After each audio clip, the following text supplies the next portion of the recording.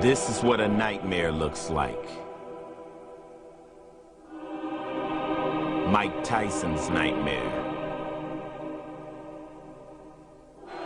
It was the richest fight in boxing history. Mike Tyson wasn't ready. Lennox Lewis was.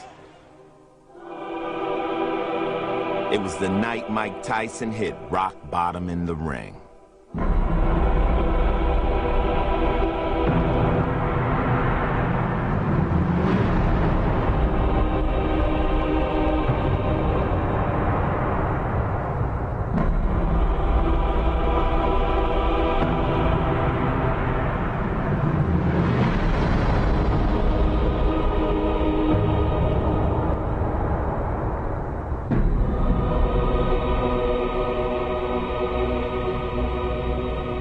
Where do you go from here, Mike? I don't know, man. I might just fade into Bolivian, you know what I mean? I don't have nowhere to go and nothing to do, you know what I mean? I just go fly my pigeons on the roof in New York.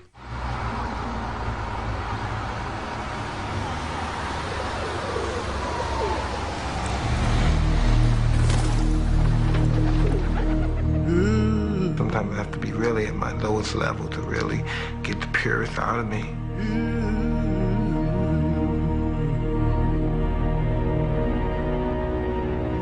I'm just trying to get back into loving it again. I was just fighting for, I don't know what I was doing. My mind's been other places for a long time. I had no chance to love anybody or care about anybody because I was just so stuck in the past.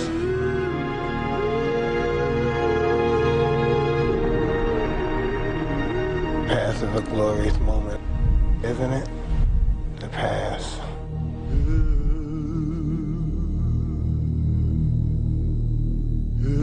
Why can't I have what I want? Why can't I worked hard for it? I sweated for it. I didn't steal it. I bled in the gym for it. I beat my body up and I allow people to beat me up. Why shouldn't I have it all? Nobody should take nothing from me. He's earned more prize money than any athlete in the history of sports, and he still works out in a public gym. In Mike's world, things are never as they seem. Never.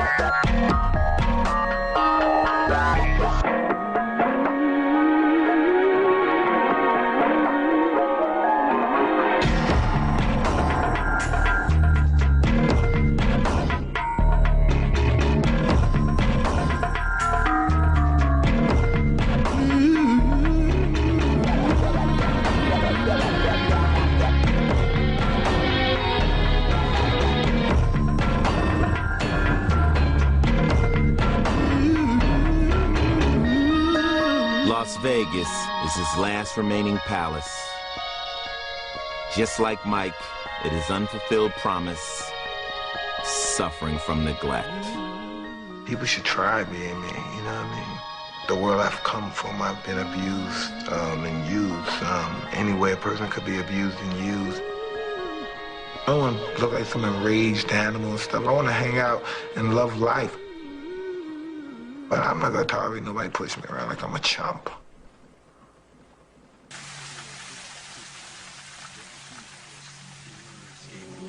After the Lennox Lewis fight, he was just, I don't know, totally different. He was more humble. He's just a regular person like everyone else, that he's not this animal, you know, that people think he is.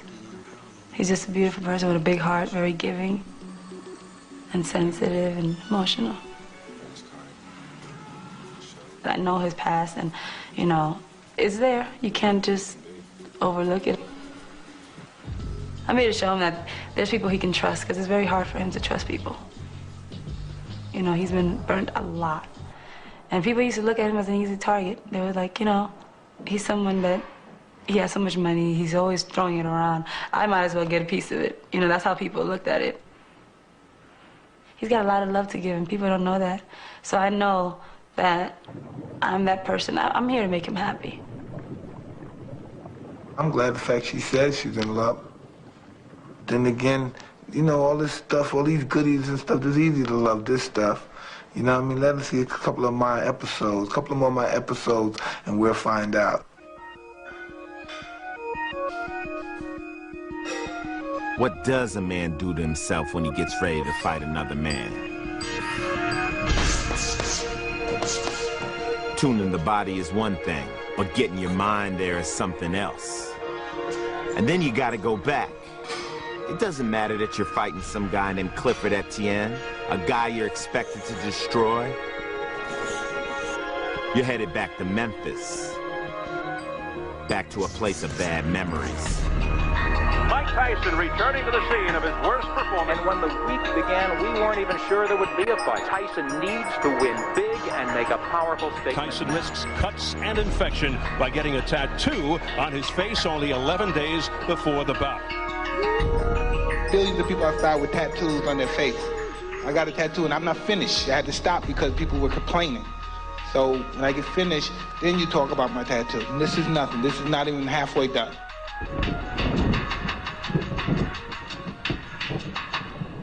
Did speak to Shelly Finkel, Mike Tyson's manager. He did tell me that Mike spent most of the day today in seclusion, very focused, much, much different than when he was here in June against Lennox Lewis. In fact, he said, I wished he'd have had this attitude and this focus going into that fight. So you want to talk to me? What do you want to do with me? You want to watch my eating techniques there? I gorge the chicken. I eat like a barracuda. Thank you very kindly. I have no etiquette skills whatsoever. I hate Mike Tyson, so I don't like Mike Tyson, so I mostly wish to work for Mike Tyson. So I don't get caught up with Mike Tyson. That's probably why I don't like my friends and my fans. I'm a pretty decent individual, but sometimes I go to the deep end, sometimes I get on the dark side. I just think I come across too hard, too tough, so people think they see how up I am for all these years and nobody even consider helping. And even if I'm embarrassed to accept it, can't they, if I'm friendly enough, can't they please get somebody to help? Can't they get them, put me in a sane asylum or a mental ward or whatever place I need to be in, a hospital or just a psychiatrist? I'm just going to extremes what to do, but I don't know, but you know. Everybody, I don't see for weeks, girls, I can't ever get their numbers. They call me always the day of the fight, the week before the fight. It kills me. I'm never gonna these girls because if I don't them the day before the fight or something like that, I'm never gonna see them again. So I just really, maybe in my next life, I'll have a better life. And that's why I'm just looking forward to go to the other world. Because I really hate the way I live now, and I hate my life now.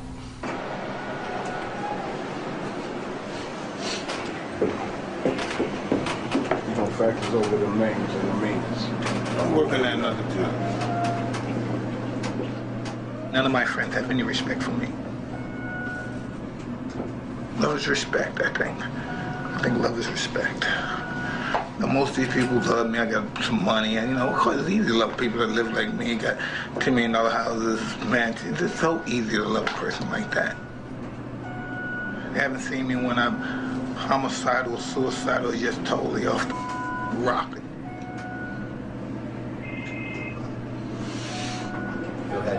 The more my bank account grows, the more feelings I lose. The more intimacy I lose, the more respect I lose for women. I probably cheated on every woman I ever been with. Good luck. Good luck to you, Mike. Probably never respect them because I probably never respect myself. I never understood dignity. He spoke to me. I want to, but I just don't have love for anybody. I don't love any woman I've ever been with. Isn't that crazy? Never love them. 22nd, after the big fight, it's going on. It's the biggest after party, the biggest club, Denim and Diamond. And do you know what time it is? Danger! What time is it? Danger! Making his way most exciting fighter of his generation. Please welcome Iron Mike Tyson.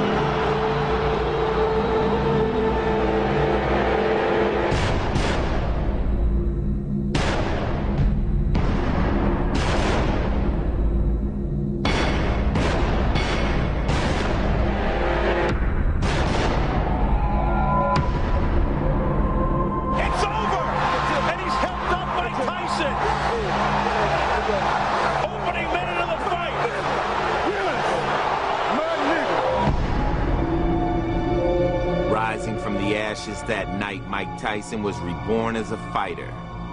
At least it seemed that way.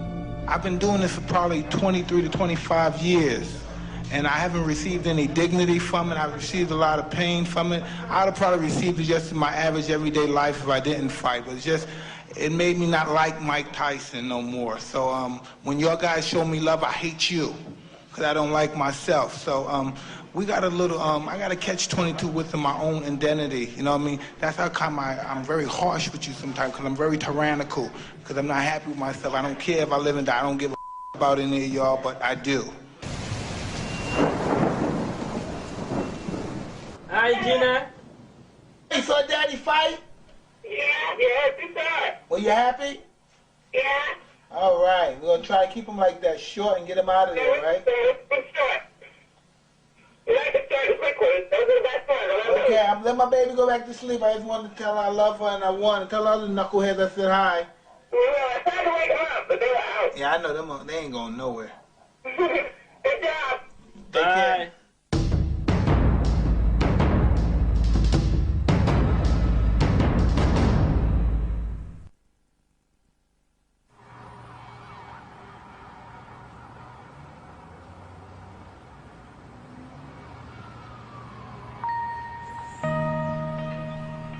I really have nothing to lose in my life. I have nothing. I lost my soul as a human being. I lost my self-respect.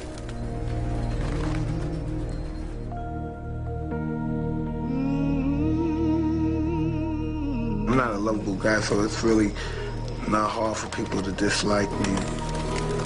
I'm just a decent person. Just want to love everybody, but first you have to love me too. A lot of times I just hate myself. Sometimes I think about some of the things I've done to people and some of the ways I hurt people. Sometimes the journey home shows you where that hate and that hurt comes from. We were just poor black kids that no one cared about, so we didn't care about anyone either. I was just a monster as a kid. The beast survived, the toughest survived, the meanest. You have to be willing to do what no one else would do. Mean, ferocious, bloodthirsty, you just have to be the man. My sister and brother, they used to kick the out of me all the time, and I just didn't want to fight. My brother was always a genius. Everybody in the block loved him. And what did they say about you? I was a good piece of piece of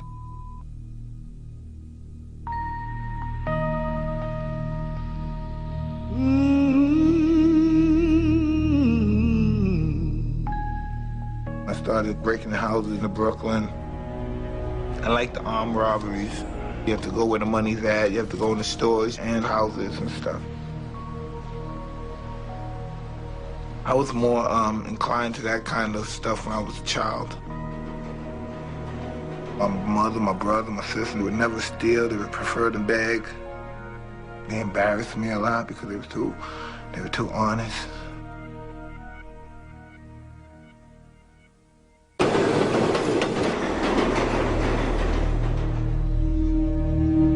I got a lot of beatings, a lot of real horrific beatings.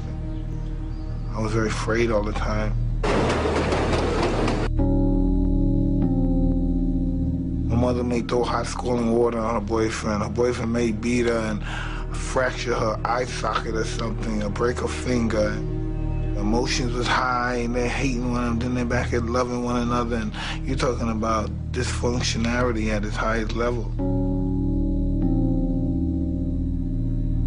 The strongest woman figure in our life is our mother, and normally most young black inner city kids see that figure destroyed by a black man. So I don't know, maybe hold some kind of hatred for our mother's boyfriend or black men in general.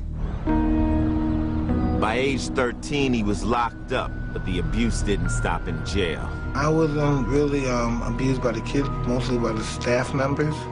They beat the out of me. I think I deserved, at least 95% of the beatings. I used to always fought back. I wasn't always successful, but I always fought back. Tyson was sent to a detention center 100 miles from Brooklyn, not far from a town called Catskill, where an old boxing legend toiled in obscurity in a gym above a local police station. I go, listen, that's it. No, do it the other way. Customato had turned around street kids before. He had trained the youngest heavyweight champion ever, Floyd Patterson. We get a phone call from this Bobby Stewart, who was an amateur fighter, and he was a guard in a correctional facility. He called us one day and said, I got this young kid up here who never boxed or nothing, doesn't know anything, but he gets in trouble. I was wondering if you and Teddy would take a look. I met this white guy, he was strange, a little odd, and he started saying things like, wow, you could be the greatest fighter ever lived, and you're great. I'm thinking he's like some old pervert guy. I'm saying, okay, cool. I knew Cuss was thinking, wow, I got somebody to be young about again, to have some hope. But Cuss didn't want to wait. He was an older man who years earlier had fame, but didn't have it for a long time, had money, but didn't have it for a long time. And now he saw a chance to have it again, but he wasn't young, and he had to speed it up. When he came, actually, I talked to him and treated him like everybody else. He had to go through the same thing of preparing about the mind and the body and so forth and so on. He has basically destroyed me of all my habits and reformed me. Remember, from the side, you can let that punch go with the worst kind of intention. He's my first exposure to a white guy who didn't judge me. With all the power you can generate. I was madly in love with Customato. I became, he broke me down and rebuilt me back up, and I became totally loyal to him. I became his slave. I was a young kid at the time. I just wanted to love him forever. I wanted to be my father.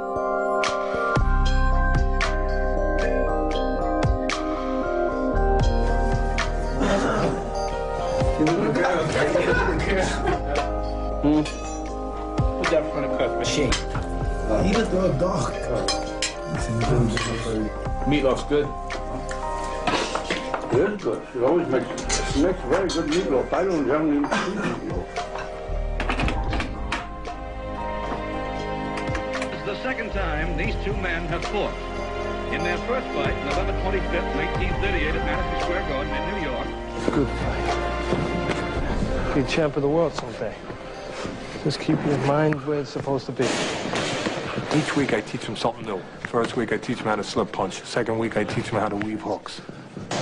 Each time he come back, you could see he learned real fast because he was interested.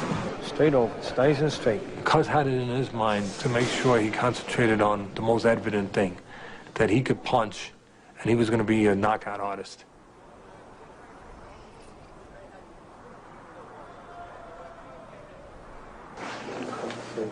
He had this outer body that could really fool you into forgetting that he was still a kid who had to develop. Developed as he was physically, he was lacking emotionally. Look, just relax, Michael, relax, just relax. Just relax. Relax. Yeah, but just relax. Just relax. I'm moving first time. Yeah, well, just relax. Don't get tense. Relax. All of this is another boxing match. You've done it already 20 times. You've done it in the gym with better fighters than you're ever going to fight here. He's unsure of himself. He wants to be reaffirmed that this is worthwhile, that he is worthwhile, that he has merit, that he can handle this. Yeah. Yeah, I'm Mike Tyson. Anybody likes me. Everyone likes you now. That's right. You have reason to be proud. I feel an affection for him. That I want him to be okay. I want him to not just win physically, but win emotionally. I want him to be able to get through this. Let's go get ready for a fight. Come on. I was just 15. This is the furthest big time event. I'm emotionally afraid. I'm a street kid. I'm used to pulling out my gun at people, and now I'm getting ready to fight a guy head up with rules now. He might beat my ass. This white boy might beat the out of me because of the possibility. You don't know your doesn't matter about you being big, strong, or not. You fighting a skinny white boy. This is a disciplined sport.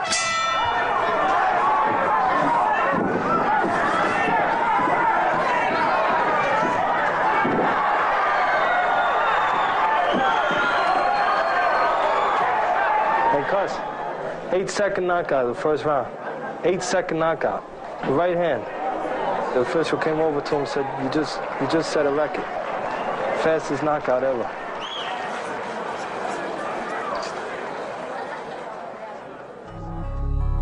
To the outside world, it seemed like boxing's version of a fairy tale. But again, in Mike's world, things are never as they seem.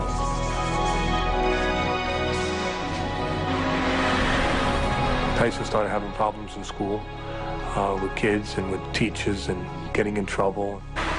There was over 100 reports of girls in one way or another being not treated right, being abused.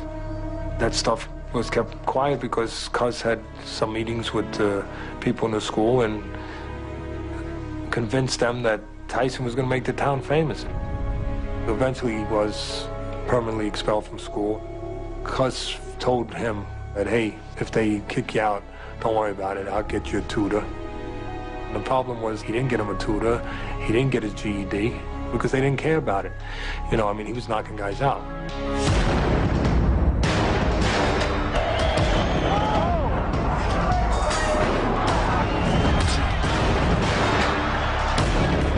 It's like sledgehammers. I'm feeling real white and happy. It was ironic because my mother was sick. I almost forgot about my mother because I was living upper middle class life. I'm in my white world. And then Cuz tells me about my mother's situation with the cancer, and I don't understand it.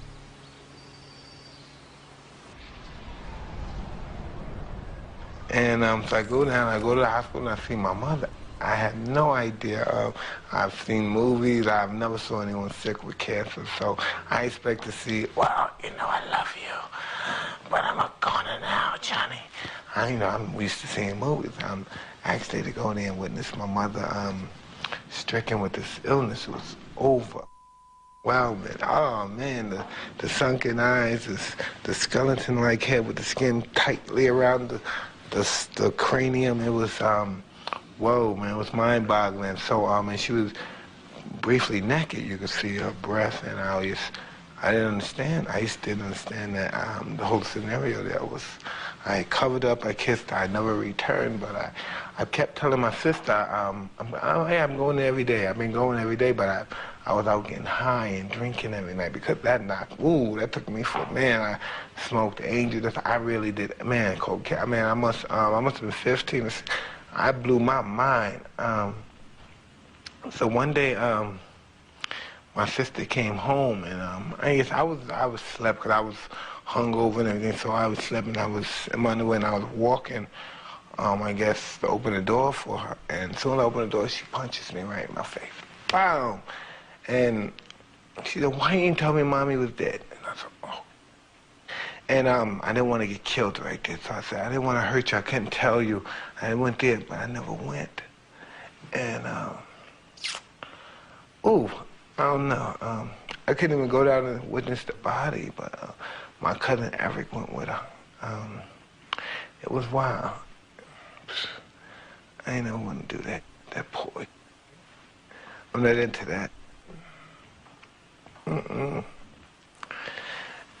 So, it was just, it was interesting. that was just interesting in my life. That was just a turning point. That was gonna happen. That poor I was gonna be famous and rich.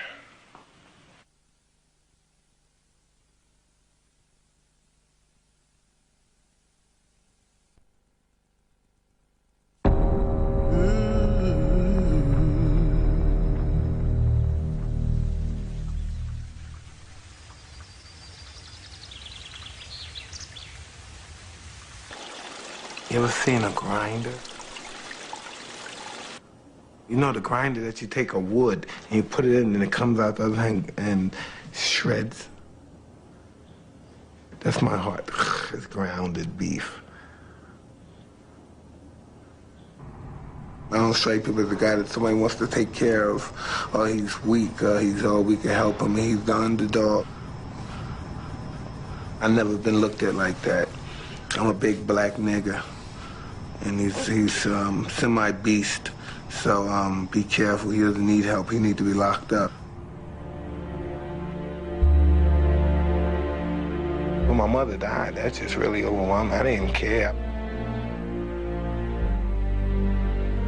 I lived in this play world, and it was overwhelming me. It was really crushing me at the time.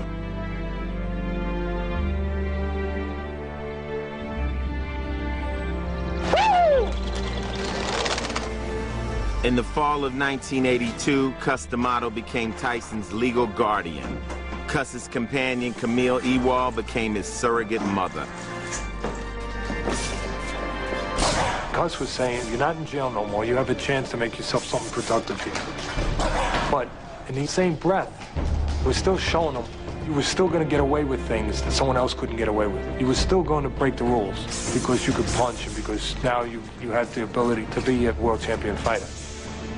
And Cus was playing a dangerous game, I thought.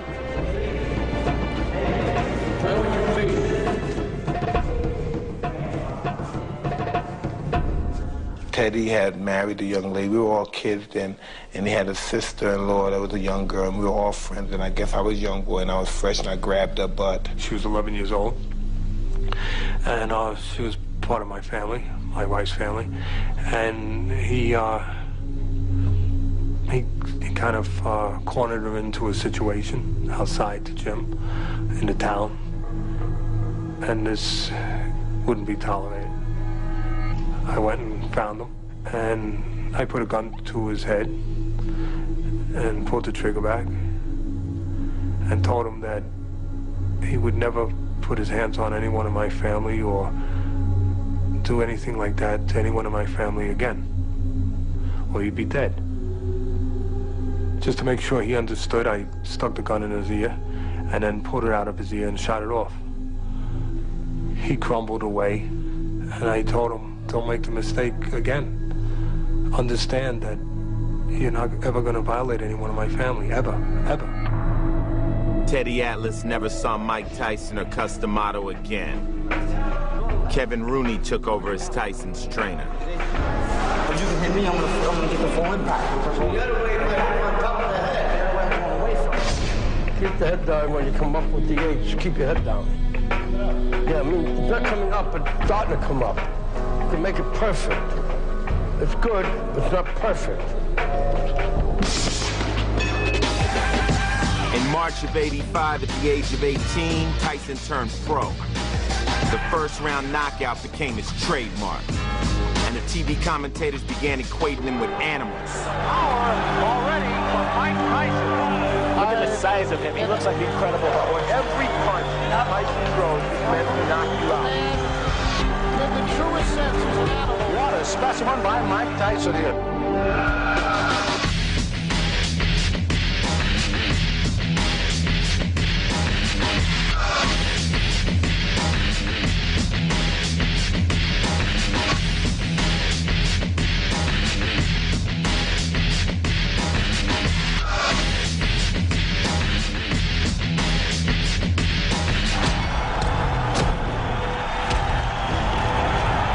He even posed like the old-time fighters he saw in the movies. I have a goal that me, Cuss, Jim Jacobs, and my trainer Kevin Rooney all planned, and God forbid, if anything happened to Cuss, we're all professionals, and we're going to continue. And the outcome is going to be the same.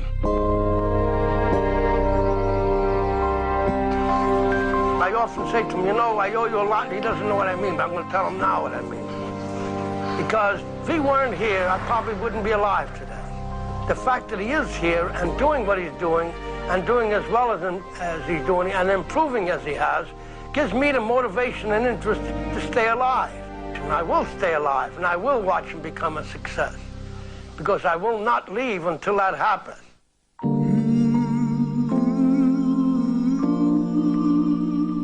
He was a cold old man that'd been through a lot. I wish he lived long enough. I just wish he lived long enough. Cus D'Amato was 77 when he died in 1985. He was the only father Mike had ever known.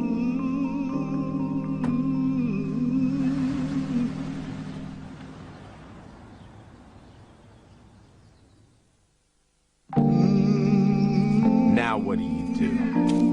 Who do you trust? Who do you believe?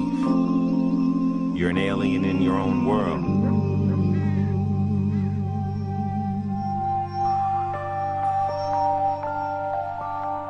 Enter Jim Jacobs, Cuss's confidant and financial backer. Jacobs had paid for Tyson's bills all along, but now he had to lend his emotions. Tyson embraced him as his protector.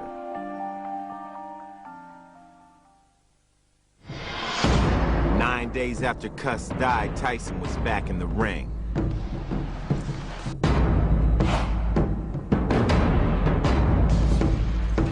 And the knockouts continued.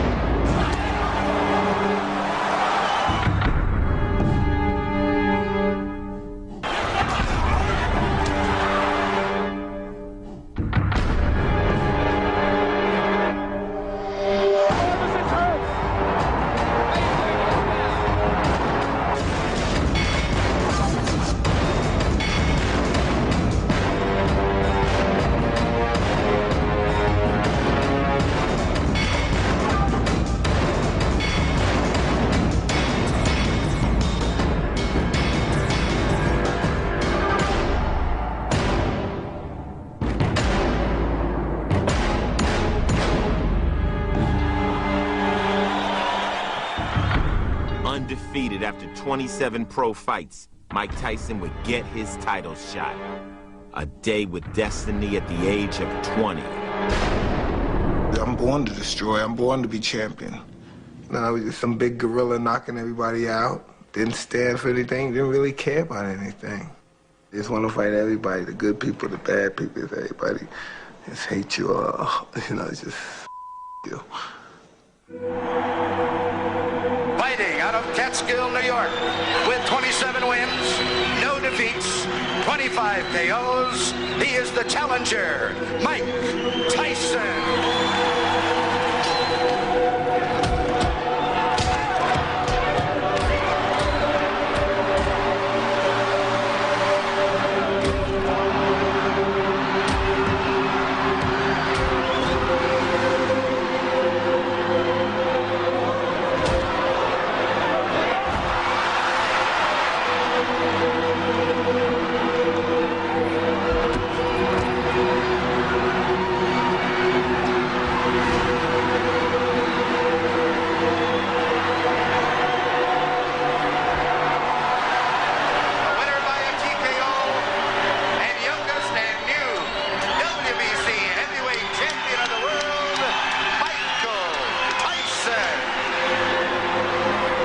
Enter Don King, Berbick's promoter. He stepped over the body of his beaten champ and began his courtship of Mike Tyson. 6 months later, he gave him a coronation. King of the corners of the 4 square ring, you have won the ultimate championship of the world. you are hereby proclaimed throughout the world as the undisputed heavyweight champion. One man, one crown, one champion. Stand firm and hold fast. I don't have to talk, do I? Because I don't know what to say. Long live the king! Long live the king! Long live the king!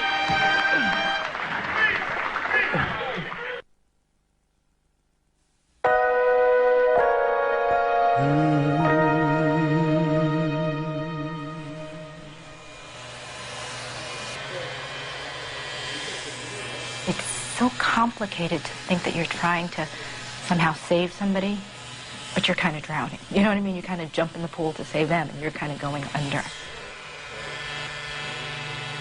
I wanted to take care of him. He made me want to protect him and have everything be okay for him, and he made me want to right every wrong ever done to him. I held him a lot, and he'd cry a lot. Michael's a person you could just fall in love with. You know, there's really something about him where you're like gaga over him. What the S. Scott Fitzgerald would say, show me a hero and I'll write you a tragedy. What they build us up just to break us down. The Beauty and the Beast, that's a great story. But the beauty couldn't train the beast. And he ate her. That's man, come on, that's real white to make you look like an evil black monster. You raise a pit bull, then you get mad because it eats the furniture. Fame. It's a cold game. In Mike's world, it wasn't a good thing. He was controversial enough in the ring.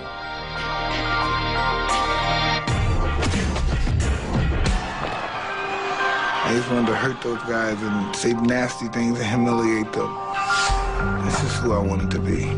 What broke him down? Was it just the body punches? When I was hitting him with body punches, and I heard him, actually, he was crying in there, making woman gestures like, oh, oh, oh. I can't stop crying, but I knew that he was breaking down soon.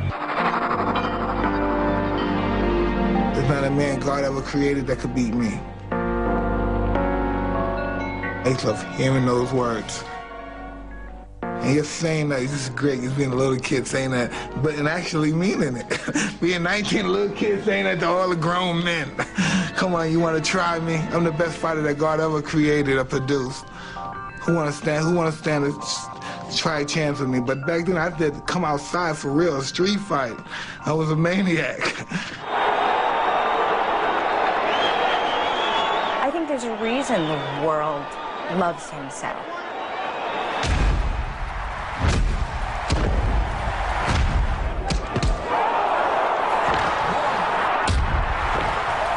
There's such a lovable side to him. It's really so soft and gentle and, you know, sort of like a bear. The winner, and still the undisputed, undefeated heavyweight champion of the world, Iron Mike Tyson! I remember him grabbing me and saying, "You're going to be my woman, and I'm going to love you like no one's loved you," you know, kind of thing. I was just young, she was young, we were crazy at the time. Two crazy people in love, you know, too much passion sometimes. When they met, Mike was 21 and Robin was 22.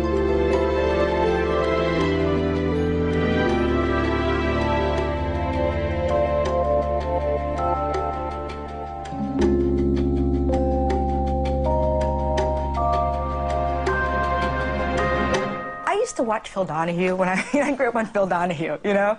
And you watch those shows and you think of women that have been hit and you go, oh my God, that would never happen to me. What's wrong with this woman? I remember the impact. I remember the turn and the hook.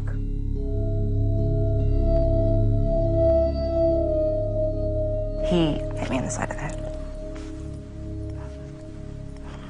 And I went from one corner of the wall, bounced off that corner of the wall to another corner, and then I was out.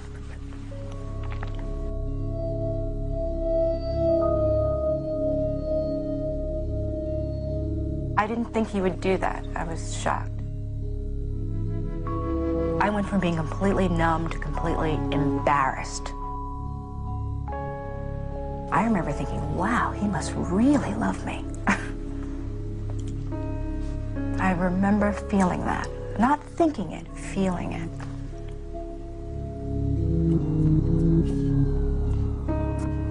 A few weeks after that episode, Mike and Robin were married. Their life became an open book. Fantastic!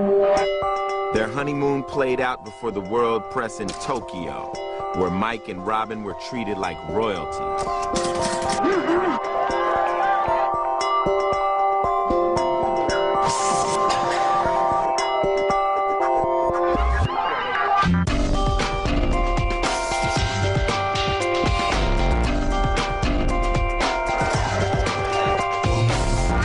And oh yeah, there was that Tony Tubbs fight. Tubbs is hurt. Tubbs is hurt badly. It was a left hook.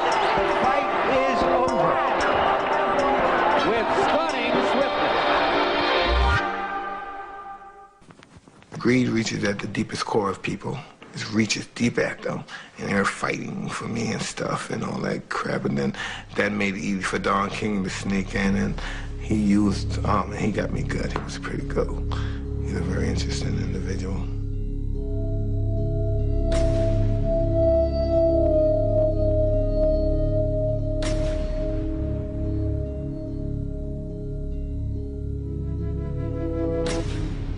Not only am I hurt, I become the bad guy now. I'm just young and I'm emotional, and people are putting cameras in my face, looking at me like this is a big, strong guy, the strongest guy in the world going berserk. I'm just a baby, 20, 21 years old. I think he was feeling probably unbelievable amounts of pressure. And I think being in love makes you feel vulnerable. We were both feeling vulnerable, I think, you know, because we were so dependent in many respects. And I think we just couldn't handle the pressure that we were getting. One time it had gotten pretty bad, and he swung a phone at me that I knew was gonna hit my face, and really, I think I felt the pain before, you know, but just choking me, he vomiting and him kicking me, things like that. But he felt bad. I mean, he felt really bad afterwards. You know, he'd cry like a baby. I mean, like a baby, just cry. I would hold him. I'd hold ice on my face and hold him, you know, and tell him I would console him.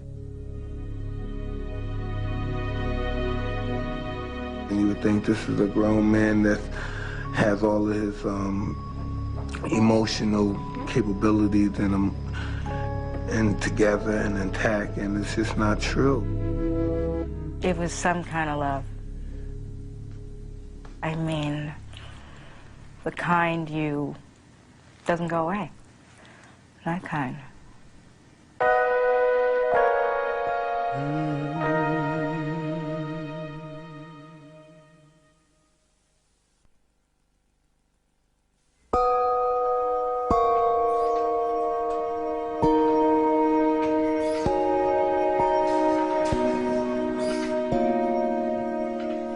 I don't know why I wanted to be a renegade anyway. I was just living my life, being Mike Tyson, doing what I want to do, just being rebellious. I just wanted the taste of that world, you know what I mean? I wanted that forbidden fruit that everyone else had. But those ordeals, and you say, whoa. Sometimes it's so ironic. Sometimes I think about things that when I was 20 and 21, and I used to get so nervous. I thought, oh, God, what was on my mind? What was I thinking when I was doing that? I want to accomplish greatness. I want to, you know, that's what me and Cuss planned to do when we first started. You know, I want to get some closure with myself and get some kind of greatness. I popped on the scene and made it, and the realer I became to myself, the more phony everything else was around me. And I'm a great manipulator. You have to understand, in order to be the greatest fighter in the world, you have to be the greatest liar in the world. Deep down inside, I think I'm just an actor, entertainer crying out. You know, I'm doing it in the ring. Ah! I don't know what the hell I am. I'm a nut. Out of the ring, New York became the focus of an investigation of Tyson's finances by his wife and mother-in-law. The newlyweds tried to buy a house and found out they had almost nothing in the bank. Robin and her mother were cast as gold diggers, and the press frenzy began. Is Tyson's business manager, Bill Caton, trying to break the bond of matrimony in order to strengthen his bond with the multi-million-dollar fighter? In many respects, Bill tried to throw up smoke screens for what the real issue was. Robin Givens demanded an accounting of her new husband's worth. The Spinks fight was supposed to be Mike Tyson's crowning achievement, the richest fight in history, nearly overshadowed by tabloid journalism. Robin miscarried their first child just 2 weeks before the fight. Mike was devastated. Robin was accused of lying about the pregnancy. But the show went on.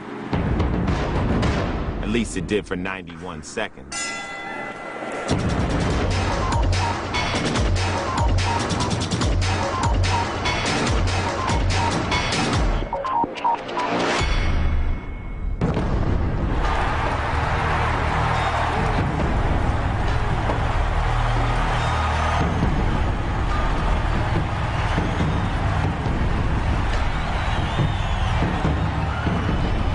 Ironic that in the afterglow of his greatest victory, Tyson focused less on the fight and more on the press. I wasn't really appreciative of what you guys, quote, the reporters did to me. Building up to this fight, you tried to embarrass me, you tried to embarrass my family, you tried to disgrace us, and as far as I know, this might be my last fight. Mike would say goodbye to the Catskill connection. Goodbye to the gym where he was born as a fighter. Goodbye to the men who had shaped and molded him. Goodbye to Kevin Rooney, his trainer. He had climbed the mountains and fulfilled Cuss's dream. But the man wasn't satisfied with what he had found. Sometimes the game pisses you off and you don't want to play. I'm a real, a weird guy. Once I accomplish something, I lose interest in it. And I just need, that's my whole outlet in life. I need something to do.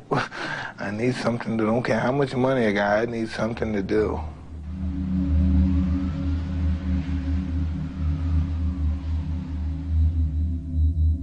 It just started getting dangerous. So when I say I'm happy that everybody's alive in my family, like, it got dangerous. Basically, like the doctor said, if he wasn't going to take his medicine, then you're the one that should be coming to see me. So now they got to basically say I'm crazy and mentally disturbed. I saw a bunch of psychiatrists. It made me more up than I was when I first went in there.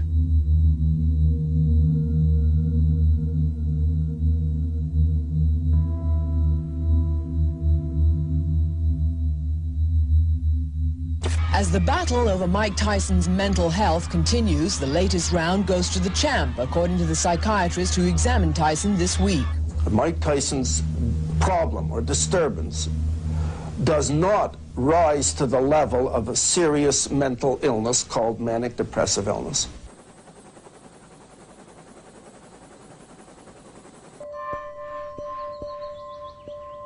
He loves women. Yeah, that was a problem. That was a problem for us, too.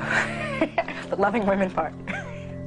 I remember Michael picking him up one time, and actually he had on a white sweatsuit, and he had lipstick stains on his crotch. I was a pig. I've never been faithful to any woman I ever met in my life, and it wasn't easy for Robin to live with me either. You know what I mean? I'm a dirty dog, down deep. I found a condom. That was a terrible feeling. Well, I just wanted to live a reckless life. I just didn't think no one could be champion better than I could be. I could beat any bastard in the planet. He hit me. But Tyson said Green ripped his shirt after hassling him about not getting fully paid for their garden bout. This is what I suffer. This is what I suffer. Tyson's car skidded off a wet road and slammed into a tree, knocking the fighter unconscious. He was taken to a local hospital and then transferred to one in New York City. You okay? All the while, his wife tried to keep the media away. No, give us a break! Give us a break!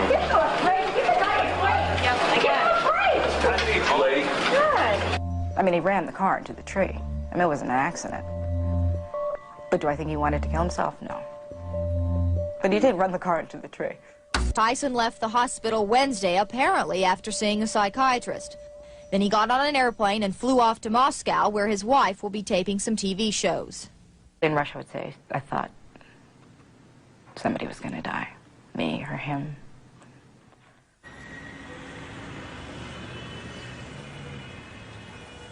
Well, I forget what floor we were on, but he was hanging over the balcony with his fingertips, saying he wants to make a comeback. I said, you can't come back. You're number one, you know. I don't know how I got him in the room. I think he passed out. I think he'd been drinking and he passed out. And we flew back. And then the next day I did Barbara Walters. Michael is a manic depressive. He is. I mean, that's just a fact. It's been worse than anything I could possibly imagine. It's been pure hell. I've become afraid.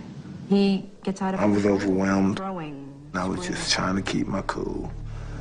You know, I always thought it was just... Why would they do that to someone like that? Why would they do it to any human being? I definitely regretted it. I mean, if I could take it back, I definitely would. Like I said, I thought I was doing a brave thing, and it was just very poor judgment on my part. Police were called to Tyson's Bernardsville mansion by Robin Gibbons, who said that Tyson had gone on a rampage. We were in the washroom area, sort of hiding, and he calmed down, and he said, Robin, come here. And I didn't go.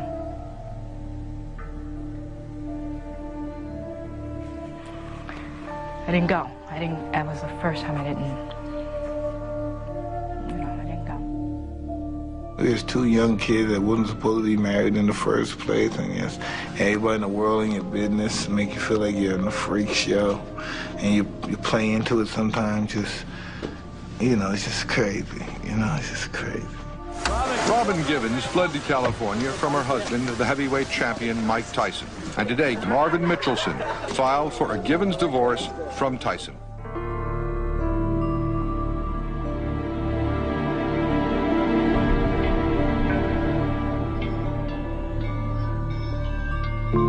Oh, man, hallelujah.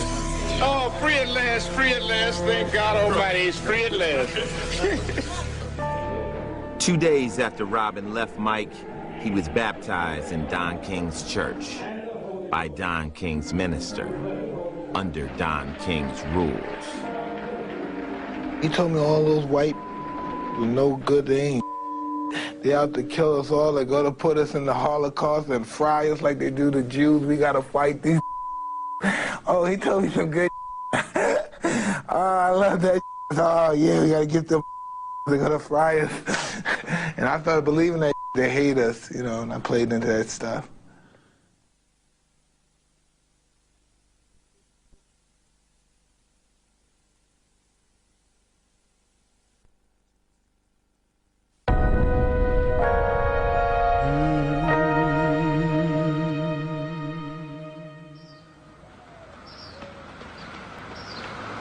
Yeah, guys, come on, guys, take out. Let me play a little bit so you can get me in there if I have to go, all right?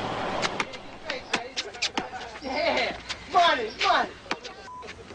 When I was going through my divorce, I was just in a state of hysterica. It was just awful. It was just awful. And I got manipulated into a situation. And I don't know, I was just very much unhappy from then on. And when I'm pretty much unhappy, I'm just very self-destructive. Mike knew he was headed for a fall, but the rest of the world had no idea. Tyson versus Buster Douglas looked like a joke on paper. The line was 42-1. With matching coats, Mike and Don King arrived with all the smugness everyone expected. He'd get millions for knocking out another chump.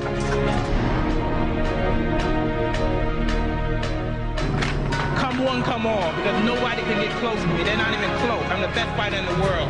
There's not a man God ever created that can beat me. There's nobody that can beat me. There's nobody that can beat me. Nobody's invincible.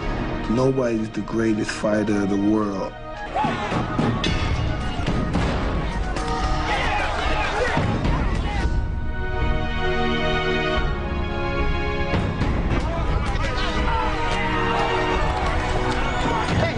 Mike Tyson is hurt. He got a little overconfident.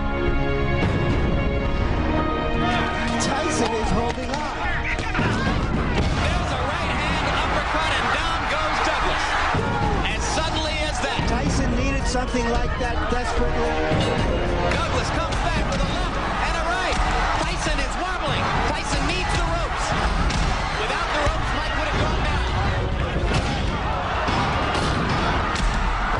Down goes Tyson.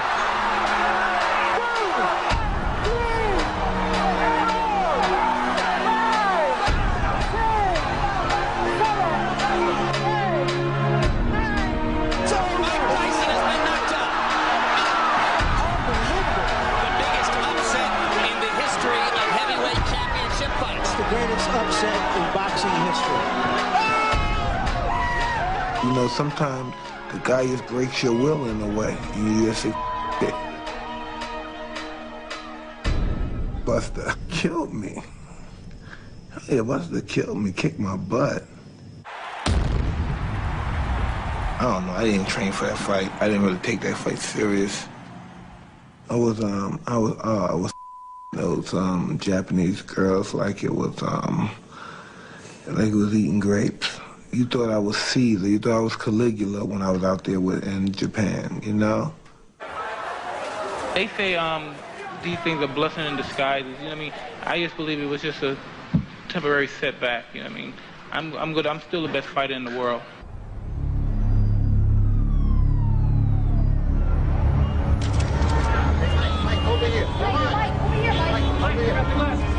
What happened in Tokyo? Well, it's a bad situation at the time, but I'll be okay. Buster Douglas fought a great fight, and I'll be champion again within 6 months. Mike Tyson wouldn't be champion again for 6 years. No fighter would stop him. His lust for women would. I said, try that again, and I'll smack the blank out of you. It's like, whoa, whoa, we have a live one here. He has to be taught a lesson that he can't treat women any way he wants to. He just came at me. The next thing I know, I'm on the ground.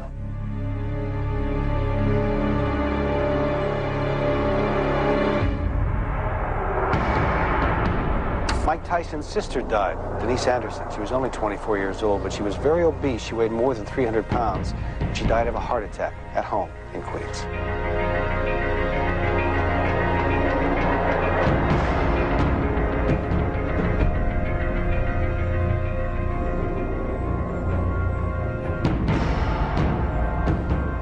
Mike Tyson is back.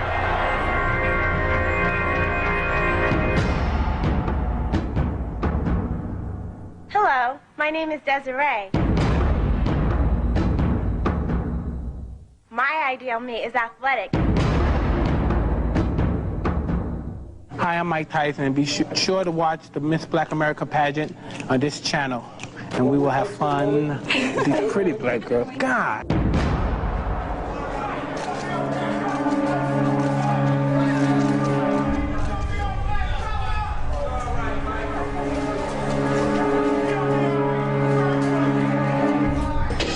Oh, I'm in a dream day after day. Beautiful women, such an array. What can I say?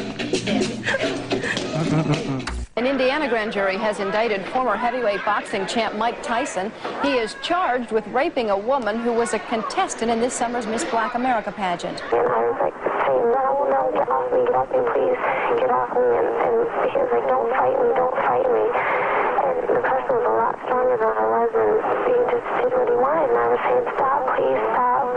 And he just didn't stop. Mike's defense fell to Don King's tax attorney, Vince Fuller. Fuller had never tried a case like this before, but King was confident until the end. We're very thankful for the verdict of guilty, but I don't think we should lose sight of the fact that this is really, in some ways, a tragic moment because two young people's lives have been dramatically affected. Desiree Washington knows what happened in the room. I know what happened, and I know I'm innocent.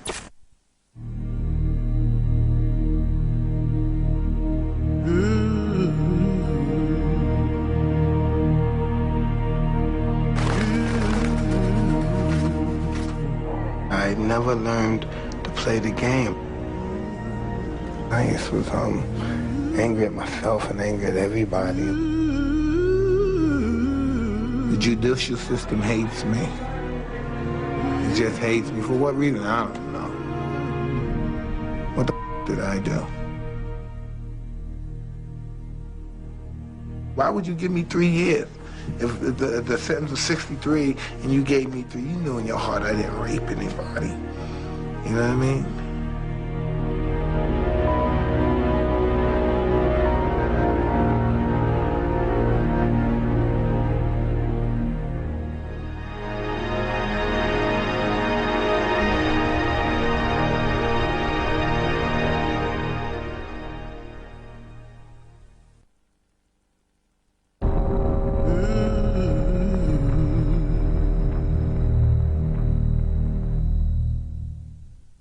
I'm a nigger.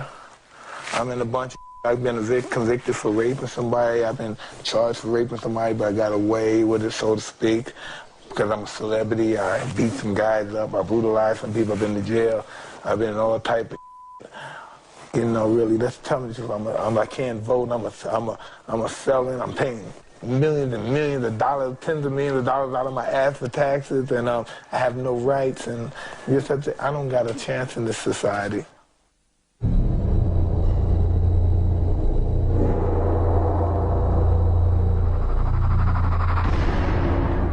When I went to prison, it changed my whole outlook in life. It really me up. My attitude became really ugly and nasty. It made pretty much of an animal out of me.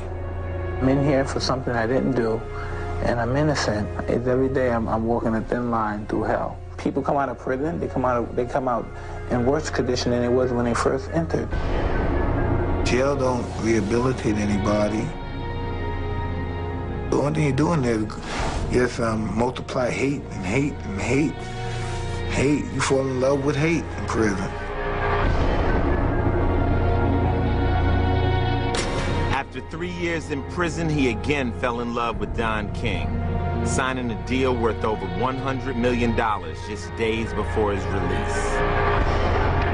He emerged just after 6 a.m. to the glare of hundreds of cameras, but the world would see and hear little of Mike Tyson as he shed the title of inmate number 922335.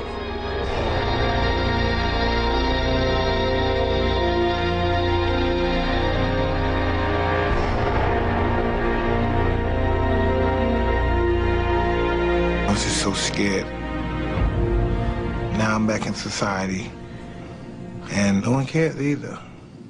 They don't know that spent in jail had an effect on me where I didn't want to come out of jail. I felt very comfortable there. I was afraid to come home when I left in the end. I didn't want to leave. I was trying to go back, you know, but they wouldn't take me back.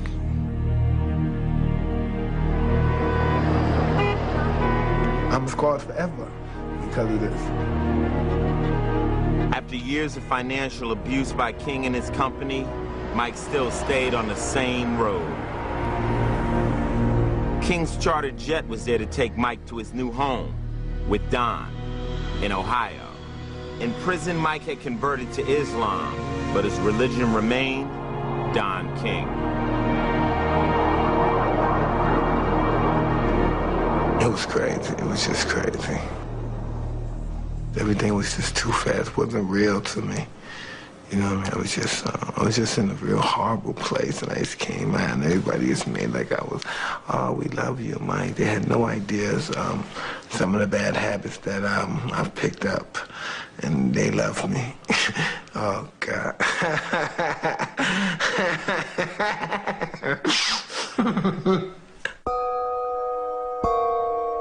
They told me a lot of dreams I didn't know what I could do when I got out. I just didn't know where I trust these guys, and I believe they have my best interests. But I didn't understand what's going on there. Really, I didn't. Afternoon. In the last 3 years, I had the chance to reflect on my life and develop my mind, and I will continue my journey to making myself a better person. I came out with more vengeance than anything. I used to be more evil and vengeance, you know. There's been a lot of speculation about my plans, and here they are. I will fight again. I signed contracts with these people for large sums of money. They didn't want to hear nothing. They didn't want to hear you need some time to get your mind together and your life together. You need this money. You have to pay back this money. There's no question that when Mike was in prison, he was effectively bankrupt. Mike's future was well planned out by Don King prior to him getting out of prison. He gave trust to him in many, many, many areas, and Don managed to ensure that Mike had no lawyers, no financial advisors, and no accountants. I was walking him through some of the legal documents, just one of which managed to take $43.5 million out of Mike's pocket and put it into Don's pocket. Cus once told me, I never forgot that. He said, hey, there's animals disguised as human beings out here. You're not sophisticated enough to decipher the two. In April of '95, Tyson moved his base of operations to Las Vegas.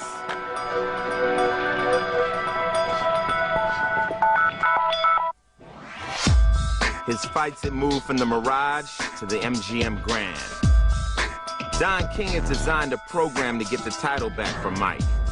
He just needed to keep his client happy. Like helping Mike buy white tigers as pets.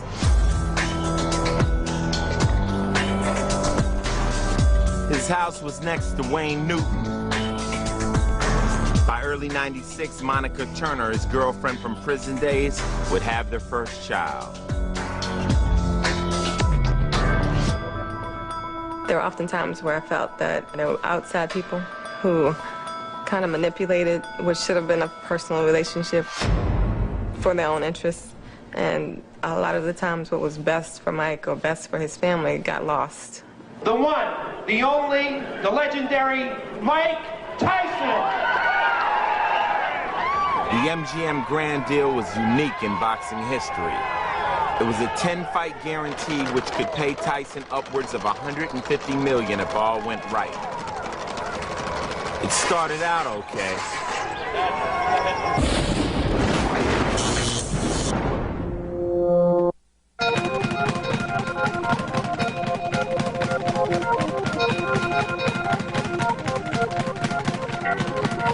First it was McNeely.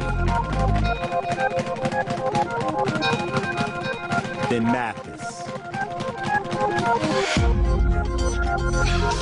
Then Bruno and Selden all felt like they were supposed to.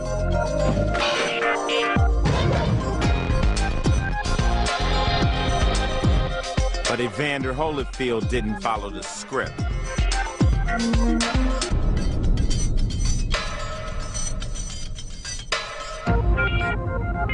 I was angry, and I was very frustrated. I lost him the first time.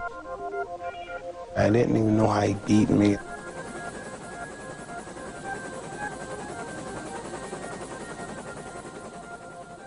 The second fight, I realized he was headbutting me, and I realized that's how I felt the first time, the dizziness.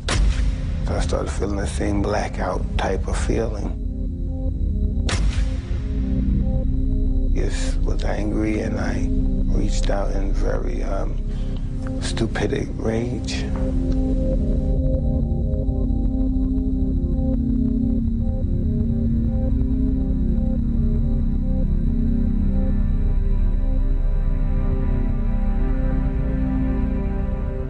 really regret doing that, but wow, you know, I was going through a lot. I had a lot on my mind, and I was fighting a lot of demons.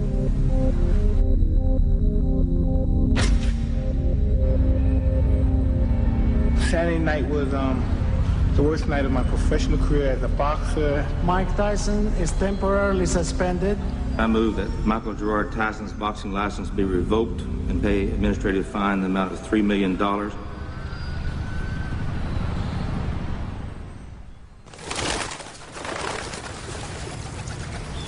White society thinks I'm an animal, a wild beast out of control, ready to rape their daughters or hurt them or do something drastic to them. I'm just the biggest prick as they are. You know, I'm whatever they want to be. I could be a kind, regal cat, and I can be a raving, stalk, mad maniac. I've been a lot of things. I've been many of things and many of people. You know what I mean?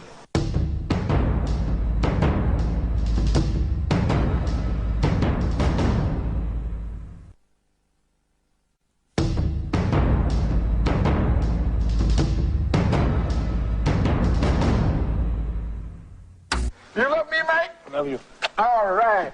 No. Man, get off me. Get off my hand. He, without seeing, let him catch the first stone. Don, did you ever steal from him? In the wake of Holyfield 2, Tyson would sue Don King for $100 million, alleging King stole from him for years. I'm just trying to get out this debt, man. That Don King got me involved with, but I'm just trying to get out this debt, man. He should have known he couldn't fight against me. Ali made him, I subtained him, and now I'm gonna break him. Did you ever steal from Mike Tyson? Never. Never steal from anyone. It's painful because I love the guy. You know what I mean? We both were urchins of the ghetto. When we came to the crossroads, I took left, he took right. If Tyson was to get out of the debt, he would have to get his boxing license back. But the specter of the ear bite would haunt him. How many times does one individual have to be asked, are you sorry for what you did? This, you know what I mean, man? Mike, just, you relax. I gotta be on my you know, Mike, you relax. Relax. Ruined my life. Internally. Ruined my life. And, do you think I want to do it again? Stand tall, stand proud. Boxer Mike Tyson pleaded no contest Tuesday to misdemeanor assault. He was accused of kicking and punching two motorists after a traffic accident last August. Mike's never been a threat to the community. Mike's a very sweet, very sensitive, very giving person. You guys have all been told lies by people profiting at Mike's expense. Boxer Mike Tyson could be back in the ring before the year is out. On Monday, in a 4-1 split decision, the Nevada Athletic Commission gave Tyson his license back. An emotional Mike Tyson winning another round in his beleaguered boxing career. I was up, man. You have to admit, man. God, man. You guys have no idea. You guys have no idea. Fighting Mr. Holyfield's ear off and all that stuff. You know what I mean? You don't care about that? No, Holyfield. His anger and his debt grew. Now the IRS wanted $13 million. Don King's sweet talk had left him totally unprotected. Man, you gotta understand these niggas did. They make my wife, like I left my, they had my wife think I'm a punk ass. They made me look like a bitch ass nigga, humiliated me. So really I left because I wasn't even a man in my household no more. That's really the real reason I left. They make me want to kill them, you know? Like line them up, St. Valentine's Day action. Mike Tyson now entered uncharted territory. While he hired Shelley Finkel as an advisor, he was spinning out of control between depression, anger, and rage. How about the 19 months off? What about it? Does it pose any problem to you? We'll see. I doubt it seriously. You take into the ring a lot of rage. You know, who cares? We're in a fight anyway. What does it matter? Well, for example, rage against Evander Holyfield worked against you. it. It's a fight, so whatever happens, happens. Mike, why do you have to talk like that? Well, I'm talking to you the way I want to talk to you. Do you have a problem? Turn off your station. You know what? I think we'll end the discussion right now. Then we could. You got it. Have a nice fight, Mike. Fuck off. Mike Tyson heads toward the same ring he made his disgraceful exit in June of '97. I don't know if I'm prepared to fight the end of this year or anything. Just a lot of things I've been going through, and I have to be prepared psychologically. Two big misses by Mike Tyson. Another miss with a wild swing. Tyson continues to miss with those wild lefts. Both are off to a tremendous start. Mike, stop it. Hey, Mike. They continue to hit after the bell. Here we go again. Here come the corners. Here comes security. It's bedlam in the ring. The two have to be ripped apart at the end of round one. What an unbelievable start. Now they pick it up in round two. Now this is war.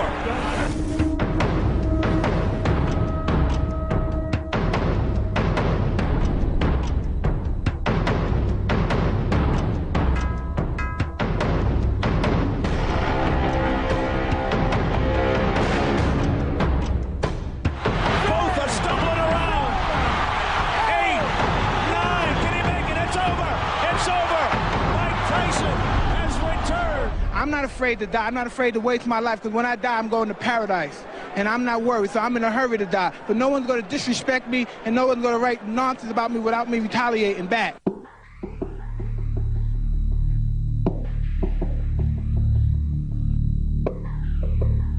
Retaliation. Assaulting two guys at a traffic accident would put him back behind bars in the spring of '99. Things go really good for a while, and then they go the opposite way, kind of like a roller coaster. But there's just a lot of outside forces that you don't see unless you're in it, that happen every day.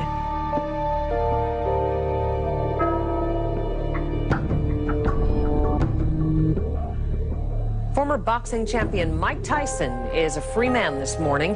He was released after spending 3.5 months in a Maryland jail for assaulting two drivers over a fender bender. The final obstacle to his release was cleared when an Indiana judge ended his probation on a 1992 rape conviction. A spokesman says Tyson will return to the ring. People think they see the cars, the glamour and stuff, and they think, oh, I want to be like him, but it's not easy. I don't think they would really want to if they knew what it entailed. Things are getting ugly again. It doesn't seem like we're ever going to have a normal fight. Oh, right! Oh, and he hits him after the bell, and Norris goes down, and here we go again.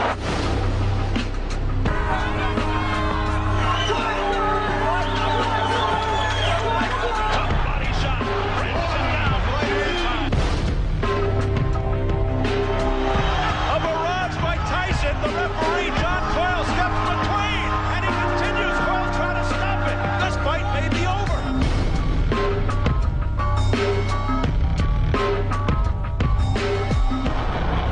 I'm the most brutal and vicious and most ruthless champion there's ever been. There's no one can stop me. Lynx is a conqueror. No, I'm Alexander. He's no Alexander. I'm the best ever. There's never been anybody as ruthless. I'm Sonny Liston. I'm Jack Dempsey. There's no one like me. I'm from Nairclaw. There's no one that can match me. My style is impetuous. My defense is impregnable. And I'm just ferocious. I want your heart. I want to eat his children. Praise be to Allah. All right, Steve, you guys could decipher that.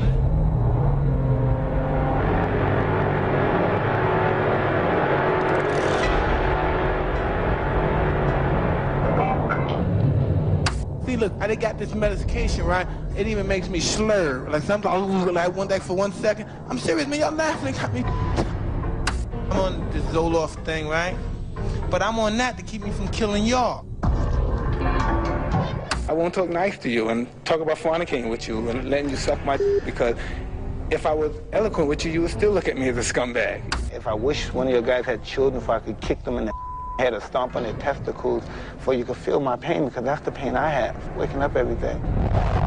I know normally don't do interviews with women unless I fornicate with them.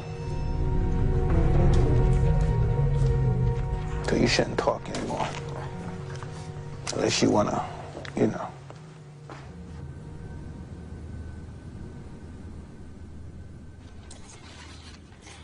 There were days and nights that, you're not sure what's gonna happen today or tomorrow. I loved him through a lot of ups and a lot of downs, but I couldn't take the hurt anymore. We got along great, other than the whole issue of, other women. So I made the decision to file for the divorce because I just got to a point where I couldn't do it anymore.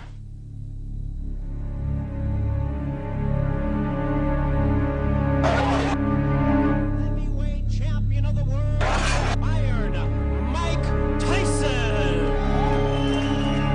When I was a little kid, people used to bother me a lot, tease them.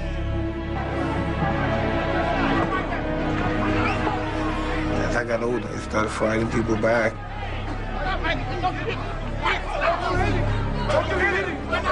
Ever since that experience, I don't let people with me.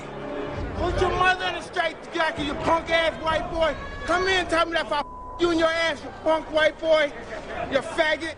You can't touch me, you're not man enough. I eat your alive, you bitch. You hoe. Come and say to my face, you ass for everybody. You not man enough with me. You can't last 2 minutes in my world, bitch. Look at you scared now, you hoe. Scared like a little white. Scared of the real man. I'll till you love me, faggot.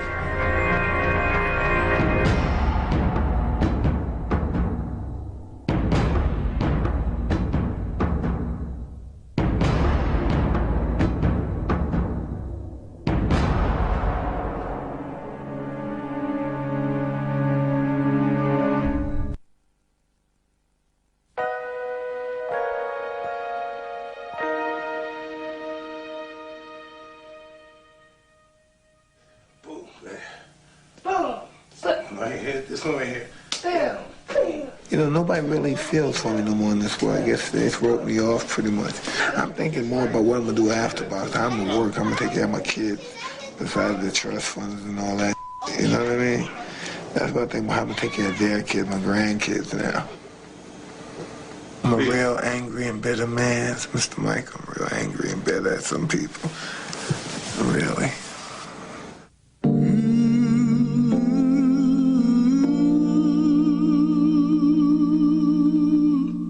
Oh, Mike Tyson making national news. Mike Tyson is telling his story on Fox tonight. Just when you think Mike Tyson can go no lower, he manages to do just that. Mike Tyson has certainly not lost his touch. Tyson drew attention to himself. His comments were nothing. It looks like the former world champion doesn't have a problem saying what's on his mind. Tyson again denied in an interview with the Fox network to be aired tomorrow. Certainly isn't the first time Tyson has put his foot in his mouth. In fact, Tyson again denies that he raped former Miss Black America contestant Desiree. Did you do this? Did you rape her? No, I ain't raped that slimy bitch. Why do you think she said you raped her? Because she's really a bad person. I ain't hate her guts. She put me in that state where I don't know. I really wish I did now, but now I really do want to rape her and her mama. More trouble for former heavyweight champ Mike Tyson. It happened early this morning in downtown Brooklyn. The volatile heavyweight is charged with misdemeanor assault. I'm a nigga. I'm a big, strong nigga that knocks out people and rapes people and rips off people and, you know what I mean, bully people. You. I'm gonna live my life. I understand this society that I live in hates me. I'm gonna suck. I'm gonna spend it. I'm gonna live until they kill me.